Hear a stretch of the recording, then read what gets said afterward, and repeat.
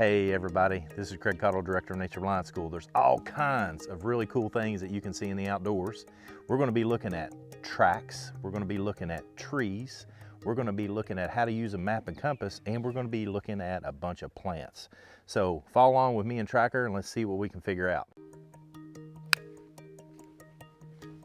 Map and compass skills. Let's talk about how to use maps, and let's talk about how to use compasses, and then we'll figure out how to put them together so that we can navigate through the wilderness. Maps come in all sorts of shapes and sizes. What we're going to do is we're going to pull one of these out. We're going to talk about all the important features that you need to be able to identify where you are on a map and what's going on in that map. Let's take a look. What this is referred to as is just a trail map. And this is a map that is designed and made specifically for a small area. In this case, the Red River Gorge. What we'll find when we open this map is that it has all sorts of very interesting information on it. For example, it talks about the geology of the area, which are the rock formations. It talks about leave no trace, which is where you go into a wilderness and you don't leave garbage, you pick up behind yourself. The only thing you leave is tracks. It talks about archaeology in the gorge and how people lived back thousands of years ago and how they made their way into the wilderness and what they did to survive. It talks about habitat, and one of the things that we'll see here are how different wildlife, including mammals and insects and all sorts of things, exist in the area. It talks about some of the more unique features, particularly this part of the world. There's a tunnel that goes through a big rock. It's fun to drive through. And then also it just has some fantastic photos of the area of things that you could possibly see. For example, this is a firefighter that is setting a prescribed burn, because sometimes it's good to burn the inside of a forest, but only trained firefighters can do this sort of thing. So with that said, let's open up the map, take a look at some of the more interesting map features and use it to navigate our way through the woods. That is a map, and it's got a lot of information on it. And when you first look at a map like this, you go, woo-wee, there's a bunch of stuff here. I have no idea what this is doing. So what we're going to do is we're going to break it down. We're going to look at all the different things that we can discover by looking at this map, and that way when you get one, you can use it too. This area right here on a map is what's referred to as the legend. And because there's so many symbols on the actual map, we need something to tell us what each one of those colors, what those lines mean, and everything that the map says. So the first thing that I like to do is look at the legend of the map. For example, here's some things that I'm going to note. National forest land is this light green color. So you'll see that in this area right here. There's state land, there's private land within, like this area right here. This is private area. So if you were utilizing this map and walking up this creek right here, you would walk into private land. You don't want to do that. You want to stay on public land. That's why utilizing the map and knowing the colors and what they mean is important. So we can look at a light duty road. This means it's paved. A light duty road that's gravel. Light duty road that's dirt. Unimproved road, and national recreation trail and trail. So let's try to find each of those on this map. First thing we're going to note, if we look at, for example, a primary highway, we see primary highway right here. Red line running all the way through this area right here. If we're looking for a light duty road, you can see that right here.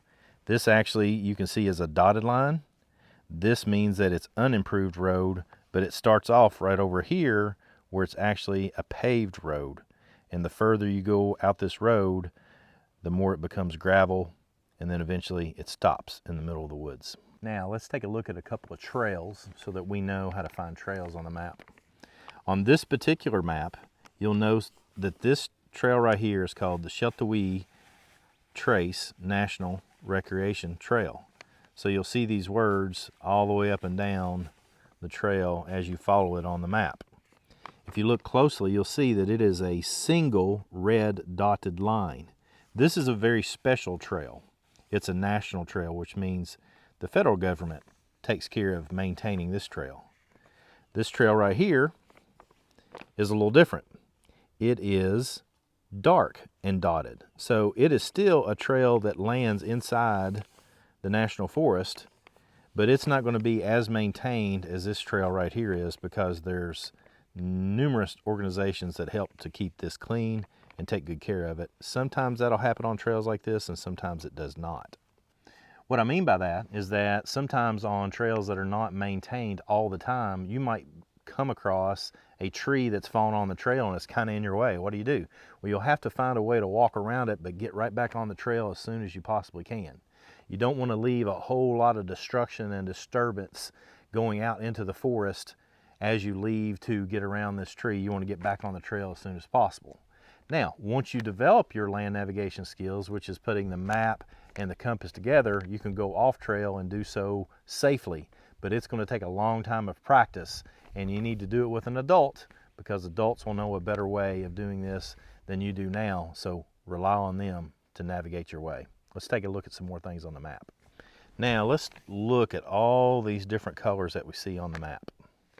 First off, we've already talked about this area right here that on this map is dark green. This is why you need to look at a legend, because the legend will change on different maps. So you always want to look at the legend and go, okay, what does this color mean? What does this color mean?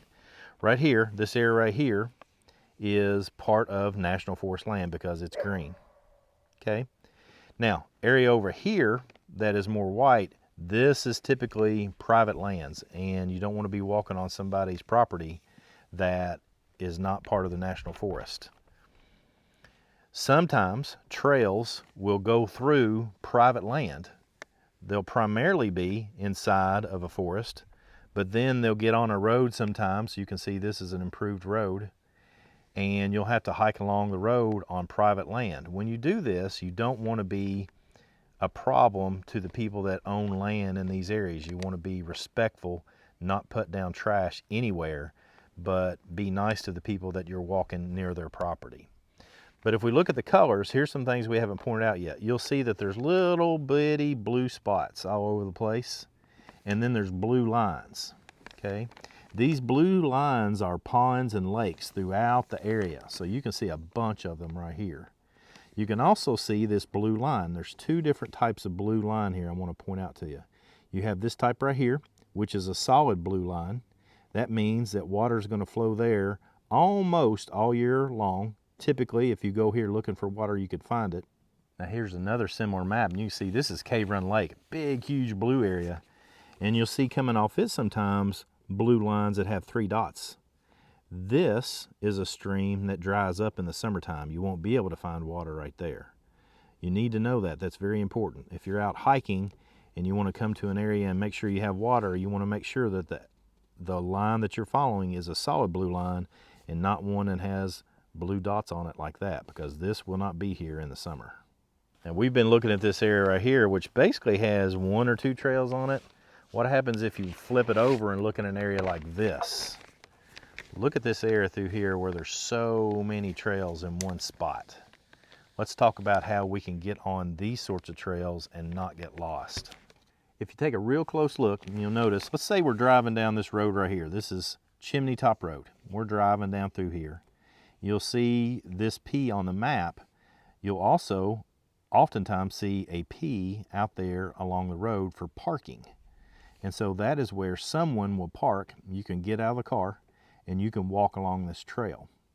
Now here is something very important. Y'all need to listen closely to me on this. Is that not all trails go out and make a loop and then come back to the parking spot. Some trails go out and they just keep going. And you could walk for literally hundreds of miles. So make sure whenever you park, you know that if you go out through here, let's say you walk out here for an hour, you're going to have to turn around and walk back that direction for an hour. Here's what you can do with the map. Let's say that we park right here, and we know we can walk out this trail, and we can take a right, and we can get on this trail, come out through here, then we take a left, and we get back on this trail, and then we take another left, and we get back on this trail, and then we can come back to where we started. But you have to look at a map and know that your trails will do this before you get on them. Don't assume that every place that you park at is going to be a place where you can make a loop, because very rarely does it do that. And you'll need to make sure that you read the map so you know where to go in and where to come out. Next thing we want to look at is the scale. Typically you'll see it says something like 1.24,000.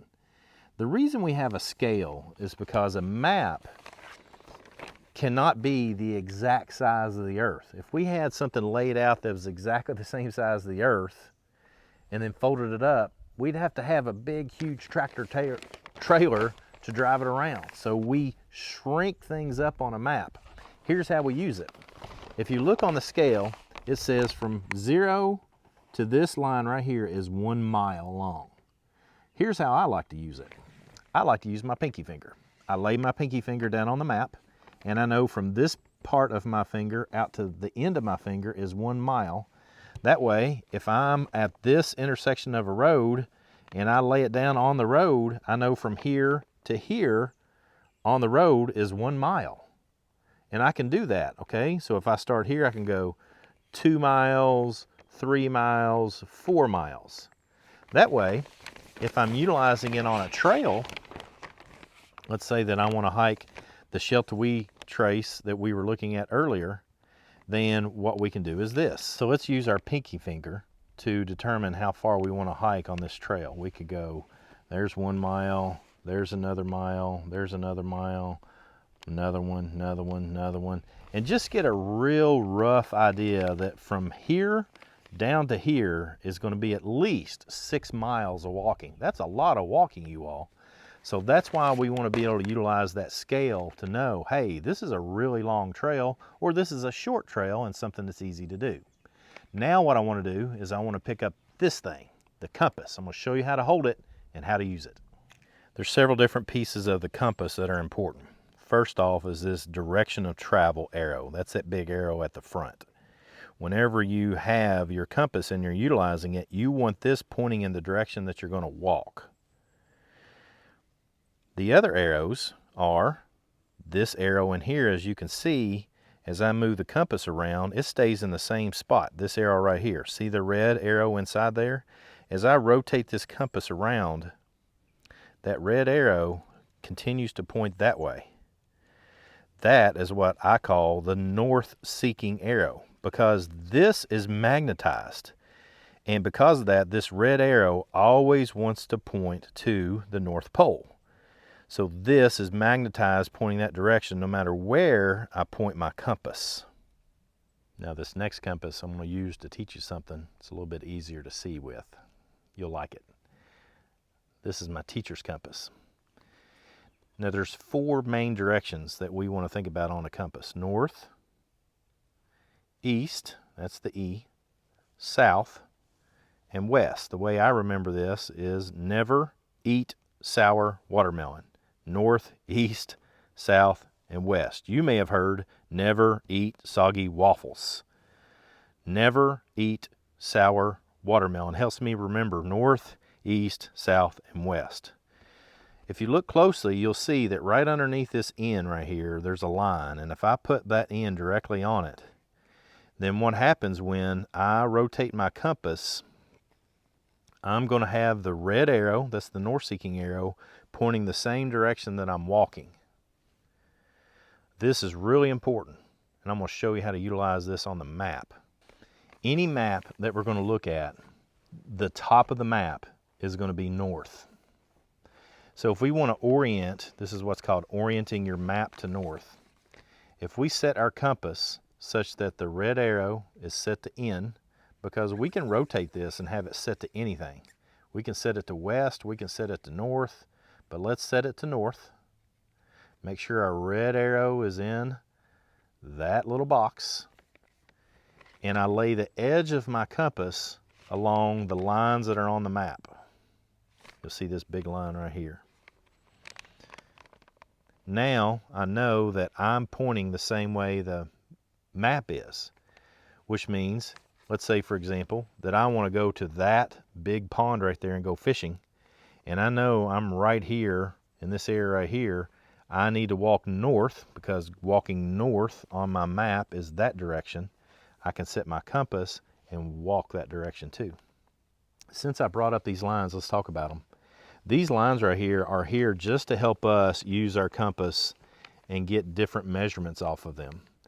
You will not actually find these lines out in the wilderness or on a farm or wherever you might be utilizing your map and compass. These are things that are just on the map that are helping us understand what's going on the actual earth. And here's something fun you can do with a compass. If you don't have one, ask an adult. Maybe they have one they can show you. Set your compass to north. Let's have the big end right here so that it's pointing that direction. Find where that arrow rests inside that big tall house right there. Make sure it's pointing north, and then point to that wall and go, that's my north wall. So if that's north, what's this wall over here? Well, that's south. And what's the wall over there? That's east. And the wall over there is going to be west. And it's always going to be like that in your room, in your kitchen, in your classroom, in your library, wherever you find yourself. If you can use your compass and know that that's the northern wall, you're always pointing north when you look at that wall. So that is a start, and there's a whole lot to being able to utilize a map and a compass that we have not had time to cover. But this is a great way that you can get started on your own if you have a compass. One of the things that you should know is always, where is north, south, east, and west? You should always know that no matter where you are. So if you have a compass, check it out. Go to the playground. If you have your parents' approval, look, this direction is north. This direction is east. This is south. This is west. Know from the playground. Whenever you go to school, whenever you go to the library, wherever you find yourself, you should always be thinking, where's north now? And if you don't know and you don't have a compass, here's something really quick you can do. The sun rises in the east in the mornings. So if you wake up and it's real early and the sun is just starting to come over the horizon, you're looking at east. And if you watch that sun, it's going to come up and go down and set west. That way you can always know the direction just by where the sun comes up and where it goes down. Hope you enjoy. Come on, join in. Let's learn together.